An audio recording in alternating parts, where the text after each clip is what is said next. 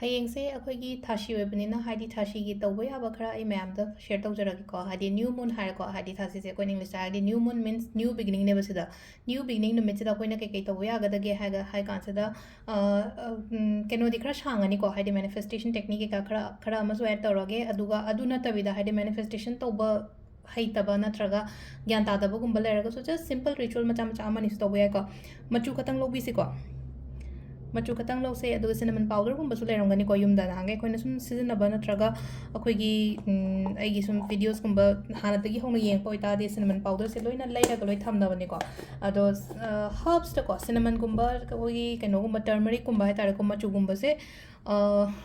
money attract ꯇꯧꯋꯦꯕ ꯑꯗꯨꯗꯨꯅ ꯍꯥꯏꯗꯤ ꯑꯩꯈꯣꯏꯅ ꯀꯩꯅꯣꯝꯃ ꯂꯥꯏ ꯈꯣꯏꯔꯝꯕ ꯃꯇꯝꯗꯁꯨ ꯍꯥꯏꯗꯤ ꯃꯆꯨ ꯀꯩꯅꯣ ꯍꯥꯞꯄꯣ ꯌꯥꯏꯉꯪꯒꯤ ꯑꯩꯈꯣꯏꯒꯤ ꯀꯩꯅꯣꯗꯣ ꯄꯥꯎꯗꯔ ꯅꯠꯇ꯭ꯔꯒꯁꯨ ꯑꯗꯨ ꯍꯥꯞꯇꯅ ꯈꯣꯠꯇꯅ ꯔꯤꯖꯟ ꯂꯣꯏ ꯂꯩꯌꯦꯕ ꯑꯗꯨꯝꯕ ꯃꯌꯥꯝꯗꯨꯒꯤ ꯑꯗꯨꯒꯤꯗꯃꯛꯇꯅꯤꯀꯣ ꯑꯩꯅ ꯁꯤꯗ ꯍꯥꯏꯁꯦ ꯑꯗꯣ ꯉꯁꯥꯏꯒꯤ ꯃꯥꯒꯤ ꯑꯩꯈꯣꯏꯒꯤ ꯑꯀꯪꯕꯒꯨꯝꯕꯗꯨꯗꯤ ꯑꯦꯕꯥꯏꯂꯦꯕꯜ ꯑꯣꯏꯗꯕꯁꯨ ꯌꯥꯎꯋꯤꯗꯅꯀꯣ ꯑꯗꯨꯗꯨꯅ ꯍꯥꯏꯗꯤ ꯑꯩꯈꯣꯏꯅ ꯁꯨꯝ ꯑꯩꯈꯣꯏꯅ ꯂꯩꯒꯗꯕ ꯄꯣꯠꯇꯣ ꯑꯗꯨꯗ ꯑꯣꯏꯅ ꯁꯤꯖꯤꯟꯅꯕꯅꯤꯀꯣ ꯑꯩꯅ ꯇꯧꯔꯤꯁꯦ ꯑꯗꯣ ꯁꯤꯁꯦ ꯑꯩꯈꯣꯏꯅ ꯏꯁꯤꯡ ꯀꯣ ꯁꯤꯁꯦ ꯑꯩꯒꯤ ꯊꯣꯡꯖꯤꯟꯗ ꯈꯤꯛꯇꯣꯛꯁꯦꯕ ꯃꯦꯟ ꯗꯣꯔ ꯄ꯭ꯂꯁ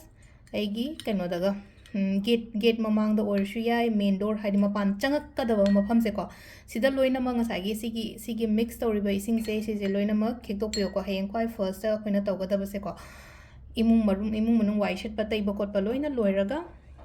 ꯁꯤꯒꯤ ꯏꯁꯤꯡꯁꯦ ꯈꯤꯇꯪ ꯂꯧꯔꯒ ꯁꯨꯃꯥꯏꯅ ꯂꯣꯏ ꯁ꯭ꯄ꯭ꯔꯤꯡꯀꯜ ꯇꯧꯊꯣꯛꯄꯗꯣꯀꯣ ꯁꯤꯃ ꯂꯩꯔꯦꯀꯣ ꯑꯗꯨꯒ ꯄꯔꯐ꯭ꯌꯨꯝ ꯁꯤꯖꯤꯟꯅꯕ ꯌꯥꯏꯀꯣ ꯍꯥꯏꯗꯤ ꯄꯔꯐ꯭ꯌꯨꯝ ꯑꯩ ꯑꯗꯨꯝ ꯆꯥꯏꯌꯣ ꯈꯣꯠꯂꯣꯅ ꯏꯁꯥꯗ ꯍꯥꯏꯕꯨꯗꯤ ꯍꯥꯏꯀꯣ ꯍꯥꯏꯗꯤ ꯁꯤꯗ ꯑꯩꯈꯣꯏꯅ ꯚꯤꯅꯁ ꯃꯥꯎꯟꯇ ꯆꯥꯏꯕ ꯑꯣꯏꯔꯣ ꯅꯠꯇ꯭ꯔꯒ ꯑꯩꯈꯣꯏꯒꯤ ꯂꯦꯡꯖꯨꯝ ꯑꯣꯏ ꯊꯪꯕꯒꯤ ꯂꯦꯡꯖꯨꯝꯒꯨꯝꯕ ꯆꯥꯏꯕꯁꯦ ꯌꯥꯝ ꯐꯩꯀꯣ ꯏꯔꯥꯏꯒꯨꯝꯕ ꯄꯣꯛꯄ ꯃꯤꯒꯤ ꯑꯣꯏꯅ ꯍꯥꯏꯔꯒꯗꯤ ꯅꯠꯇ꯭ꯔꯒ ꯀꯩꯁꯨ ꯀꯥꯏꯗꯦ ꯏꯔꯥꯏ ꯄꯣꯛꯇ꯭ꯔꯒꯁꯨꯀꯣ ꯍꯥꯏꯗꯤ ꯑꯣꯜꯋꯦꯁ ꯀꯣ ꯁ꯭ꯇꯥꯔꯠ ꯇꯧꯕ ꯃꯇꯝꯁꯤꯗ ꯁꯤꯗ ꯇꯧꯕꯀꯣ ꯑꯗꯨꯒ ꯔꯕ ꯇꯧꯕ ꯁꯨꯃꯥꯏꯅ ꯇꯧꯔꯒ ꯍꯥꯏꯗꯤ ꯄꯣꯠꯁꯦ ꯔꯕ ꯇꯧꯕ ꯑꯗꯨꯗꯨꯅ ꯑꯃꯨꯛ ꯂꯩꯅꯀꯣ ꯁꯤꯗꯅ ꯑꯃꯨꯛ ꯍꯥꯏꯇꯥꯔꯦ ꯑꯩꯈꯣꯏꯒꯤ ꯚꯤꯅꯁ ꯁ꯭ꯇ꯭ꯔꯣꯡ ꯑꯣꯏꯅꯕ ꯈꯣꯠꯅꯕꯒꯤꯗꯃꯛꯇꯅꯤꯀꯣ ꯑꯗꯣ ꯁꯤꯒꯤ ꯉꯁꯥꯏꯒꯤ ꯁꯤ ꯄꯔꯐ꯭ꯌꯨꯝꯁꯦ ꯑꯩꯅ ꯆꯥꯏꯅꯕ ꯈꯛꯇꯪ ꯅꯠꯇꯦꯀꯣ ꯍꯥꯏꯗꯤ ꯗꯣꯔꯗ ꯉꯥꯛꯇ ꯁꯤꯖꯤꯟꯅꯒꯗꯕ ꯑꯣꯏꯒꯗꯕꯅꯤꯀꯣ ꯑꯗꯣ ꯍꯥꯏꯐꯦꯠꯇꯪ ꯑꯩ ꯎꯠꯊꯣꯛꯂꯛꯀꯦꯀꯣ ꯃꯄꯥꯟꯗ ꯄꯨꯊꯣꯛꯑꯒ ꯀꯃꯥꯏꯅ ꯇꯧꯒꯗꯕꯅꯣ ꯍꯥꯏꯕꯗꯣ ꯁꯤꯗ ꯂꯩꯔꯦꯀꯣ ꯑꯩꯈꯣꯏ ꯊꯣꯡꯖꯤꯟꯁꯦ ꯑꯗꯣ ꯏꯁꯤꯡꯁꯦ ꯁꯨꯃꯥꯏꯅ ꯈꯤꯇꯪ ꯂꯧꯔꯒ ꯑꯗꯨꯝ ꯃꯄꯥꯟꯁꯤꯗ ꯁꯤ ꯈꯤꯛꯇꯣꯛꯄꯤꯌꯣ ꯁꯨꯃꯥꯏꯅ ꯒꯦꯠꯀꯤ ꯋꯥꯡꯃꯁꯤꯗꯀꯣ ꯑꯩꯒꯤ ꯊꯣꯡꯒꯤ ꯋꯥꯡꯃꯁꯤꯗꯀꯣ ꯁꯤꯃ ꯂꯩꯔꯦꯀꯣ ꯑꯃꯅ ꯑꯩꯒꯤ ꯊꯣꯡꯁꯦꯀꯣ ꯑꯩꯅ ꯉꯁꯥꯏ ꯍꯥꯏꯈꯤꯕꯗꯣ ꯍꯥꯏꯗꯤ ꯈꯤꯇꯪ ꯁ꯭ꯄ꯭ꯔꯦ ꯇꯧꯕꯅꯦ ꯅꯥꯀꯟ ꯑꯅꯤꯃꯛꯇ ꯁꯤꯁꯨꯃ ꯇꯧꯊꯣꯛꯄ ꯌꯥꯏꯀꯣ ꯑꯦꯕ꯭ꯔꯤꯊꯤꯡ ꯑꯩꯈꯣꯏꯅ ꯆꯪꯉꯛꯄꯗ ꯍꯥꯏꯇꯥꯔꯦ ꯊꯣꯡꯁꯤꯗꯒꯤ ꯂꯣꯏꯅ ꯆꯪꯉꯛꯇꯣꯏ ꯉꯥꯛꯇꯅꯦ ꯑꯗꯨꯗꯨꯅ ꯑꯐꯕ ꯐꯠꯇꯕ ꯀꯔꯤ ꯀꯔꯥ ꯁꯤꯒꯨꯝꯕ ꯃꯌꯥꯝꯁꯦ ꯑꯐꯕ ꯆꯪꯉꯛꯅꯕꯒꯤꯗꯃꯛꯇꯅꯤꯀꯣ ꯁꯤꯁꯤꯃ ꯇꯧꯕꯤꯕ ꯌꯥꯏ ꯑꯗꯣ ꯈ꯭ꯋꯥꯏ ꯑꯍꯥꯟꯕꯗꯀꯣ ꯏꯕꯒꯤ ꯑꯣꯏꯅ ꯇꯧꯁꯦꯀꯣ ꯍꯥꯏꯗꯤ ꯏꯔꯒ ꯊꯝꯕꯁꯦ ꯀꯃꯥꯏꯅ ꯊꯝꯒꯗꯒꯦ ꯍꯥꯏꯕꯗꯣꯀꯣ ꯑꯗꯣ ꯄꯦꯄꯔ ꯑꯃ ꯂꯧꯔꯁꯦꯀꯣ ꯑꯗꯣ ꯄꯦꯄꯔꯁꯦ ꯁꯤ ꯑꯗꯨꯝ ꯁꯨꯃꯥꯏꯅ ꯖꯤꯛꯖꯦꯛ ꯑꯣꯏꯔꯛꯏꯁꯦꯀꯣ ꯁꯤ ꯗꯔꯀꯥꯔ ꯂꯩꯇꯦꯀꯣ ꯑꯗꯣ ꯁꯨꯃꯥꯏꯅ ꯈꯨꯠꯅ ꯁꯦꯠꯇꯠꯄꯤꯌꯣ ꯂꯣꯏꯅꯃꯛ ꯃꯥꯒꯤ ꯁꯥꯏꯠ ꯃꯔꯤꯁꯦ ꯁꯥꯏꯠ ꯃꯔꯤꯁꯦ ꯍꯥꯏꯕꯒꯤ ꯑꯥꯊ꯭ꯔꯗꯤ ꯁꯤꯒꯤ ꯀꯩꯅꯣꯁꯦ ꯍꯥꯏꯇꯥꯔꯦꯀꯣ ꯅꯥꯀꯟꯒꯤ ꯆꯦ ꯃꯌꯥꯝꯁꯦ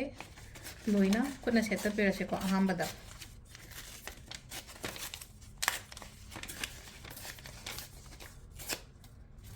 ꯑꯗꯨꯒ ꯁꯤꯒꯤ ꯃꯇꯨꯡꯗ ꯑꯩꯅ ꯄꯥꯝꯃꯤꯕ ꯄꯣꯠꯇꯣ ꯏꯁꯦꯕ ꯁꯤꯗ ꯑꯩꯅ ꯄꯥꯝꯃꯤꯕ ꯄꯣꯠꯇꯣ ꯍꯥꯏꯕꯒꯤ ꯑꯥꯊ꯭ꯔꯗꯤ ꯀꯔꯤꯅꯣ ꯑꯩꯒꯤ ꯖꯣꯕꯀꯤꯅꯦ ꯈꯜꯂꯁꯦ ꯑꯇꯩ ꯂꯩꯅꯀꯣ ꯑꯩꯅ ꯍꯧꯖꯤꯛ ꯃꯤꯒꯤ ꯋꯤꯁꯦꯁꯁꯦ ꯇꯣꯉꯥꯟꯕꯅꯤꯅ ꯍꯥꯏꯗꯤ ꯖꯣꯕꯀꯤ ꯑꯣꯏꯔꯝꯕ ꯌꯥꯏ ꯑꯦꯛꯖꯥꯝꯒꯤ ꯑꯣꯏꯔꯝꯕ ꯌꯥꯏ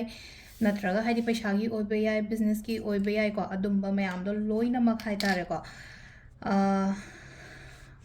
ꯏꯕ ꯃꯇꯝꯗꯀꯣ ꯑꯩꯉꯣꯟꯗꯒꯤ ꯍꯥꯟꯅ ꯍꯧꯁꯦꯀꯣ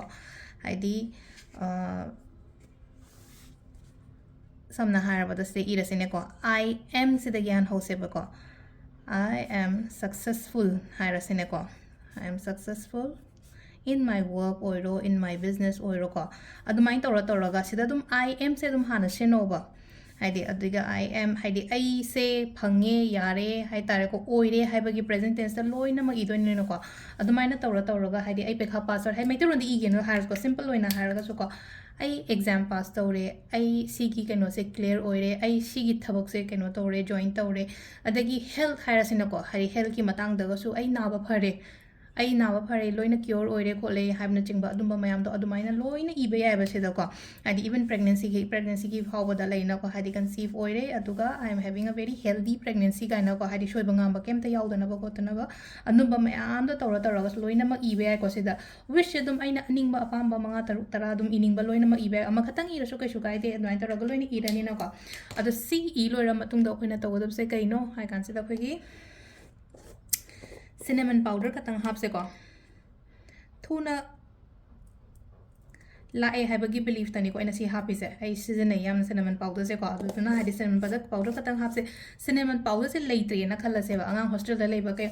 coffee hapo coffee se yam phai ko manifestation to matam da coffee hapo coffee lupa manga piba packet ko hadi magi thoina sha sha thoina ko macha macha packet le ke no chirang da han bado adu ma lawro adu ga ko adu khitang hapo loina ma hapai da kar su oi de ko adu ga akoina taw ko se fold to ni ko paper se ai room da loina fold to san se ko अनीरक तौगेरा अहुमलक तौगेरा केमता कायदेको अदई अपामबनिको paper से fold तौरनी नेक्स्ट अखोइना तौदोइसे करिनो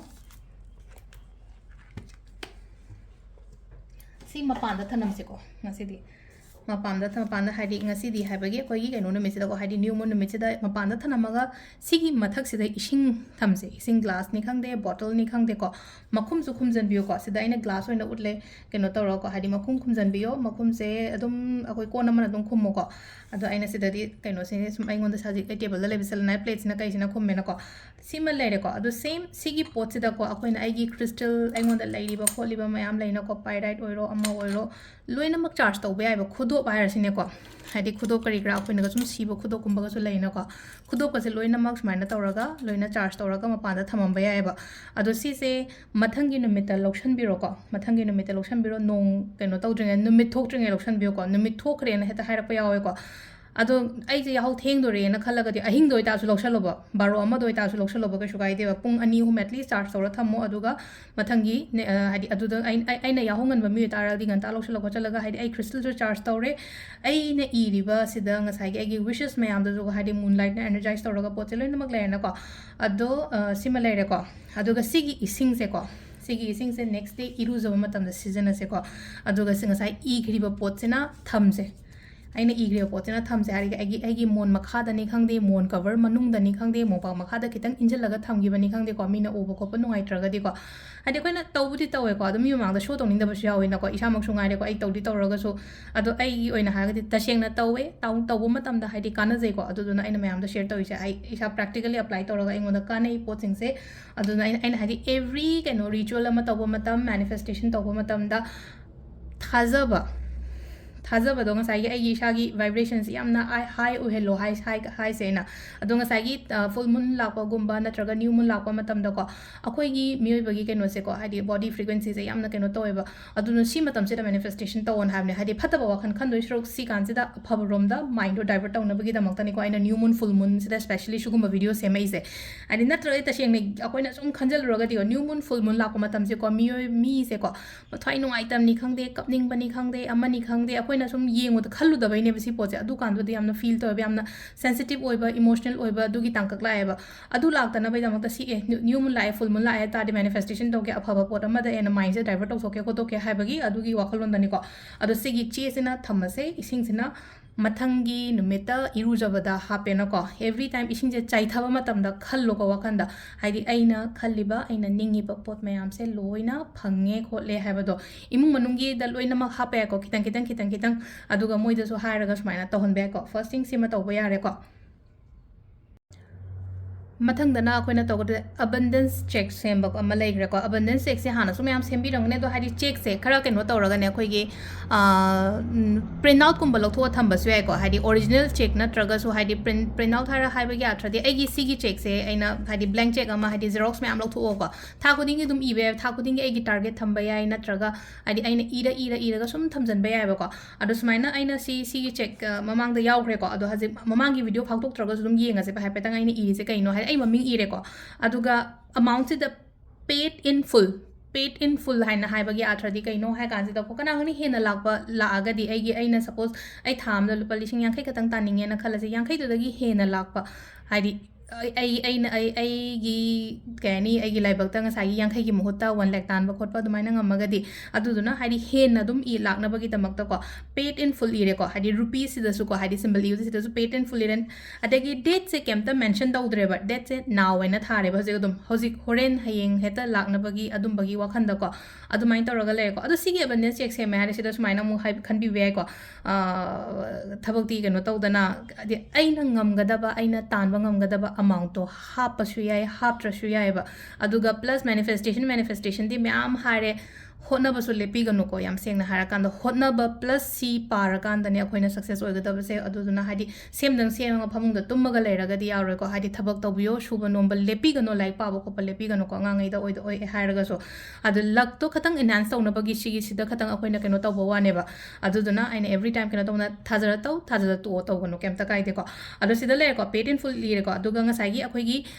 sida le sina ko hadi check ki sign to huma pasida na hadi law of abundance ko hadi law of abundance na cha sida irani ko law of abundance ko check screenshot logish lobby ro ko dum numbers ire ko hadi numbers kare ko 520741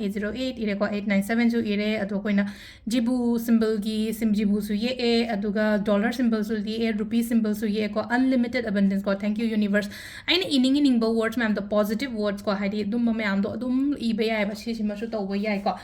aduga ko amana black pen ama lauraga ko loina release tau thok se nungai taba mayam se ko nungai taba mayam se haidi black pen se ko haidi color khoi gi black keno ma laure na ko aduga aina ngonda gi chalhaningi ba mayam do haidi adu dum loina note down keno tau thuena ko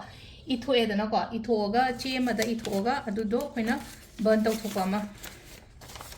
any che ma cha ma da hire se ne ko che macha ma sida haidi loina iro ba sida aina keno da black color gi pen ni ko idhoisha black colors na loi thoni haidi ai anxieties worries tissue kan akoi gi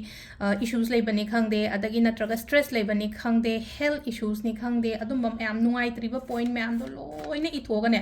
kakthal lo loina ma kakthal ga ne akoina haidi che se shuru nei shalaga ne haidi pam do po ni na ngasai gi akoina aham ba tawgi do haidi pam bani na thupchale suna ka da phazan thupchalaga mong dan tor hanak ti pam da bani na just haidi loina mo shuru nei raga मादो सेगाइगेरा मै थादोगा dustbin द लंथोकोबा सिसिम अखवाइदगी फब ओइबनेको हाइदे अखोइना नुंगाइतबा रिलीज तौहनबसे हाइदे मीसे हैतबा लेबा मेडिटेशन तौ मतमदा होय मेडिटेशन तौबसु याइको हाइदे न्यू मून नुमित मेडिटेशन तौबसु याम फै मेडिटेट तौ मतमदा Ayusta ngasai mung marung wai shit pokop patai ba ngasai aina thongda kaida tauba khoba mayam do loina loishala matungda ngatang phamaga ko sigi ritual mayam manifestation houdringai da body se ngatang ko 20-30 minutes ko meditate tau isai aing ba mataraga isai do follow tauraga hai leina ko nungai taba mayam do hana leina ko wakhan do khatang nungai ra kan da positive mindset ama la kan da adu kan da hoba haidi tension ga doubt ka kari ga mayam e haina to isi oigadra natra oiroidra ne kholoidra ne haiba gi adu gi wakalon ju thambi ga no ba si ma su to ba yare ko khoina to ba ya ba se aduga ai ngasai hai crystal charge to ba dagi moon water same ba khot pa pulap punjan gre ko ngasai khoina ama che ama i ba du ga kai du ga ko adu ma su leire ko adagi amuk su leina ko haidi belief ta su to ba ya ba belief rituals do ba ko belief to ibio aning ba apam ba kari kra adum ba mayam su yo aduga ama nam ko haidi belief ta paisa masing iraga nangi phone cover maning da hapa se ba haidi aho ban matam ne laka dor yo mathang handa ki new mun daina mathang ki new mun phaw da haidi aina expect toriba expectations saibam lengane ko haidi thams dai to paisa kam ketang ai gi laka doriba ai gi phanga doriba adum mayam do blockages leitana bagi tamakta adu dumaga tawbi ba yai ko ado adagi ama query ki ka mayam ama lakpo khopa leina ko nangai di facebook natraga khoi gi instagram ki ka da message han bangam tabne ko hojikti ketang di hala ani aina budi halaroi khoi angang na hangadam ne adu dum query dum han biram aina di han bangam da bai shon han dam ne phnyam query messages han da ko adagi adu dum tawbi ba yare ko adu sida leire khoi gi ngasi gi haibadi hayeng khoina tawba ya ba ko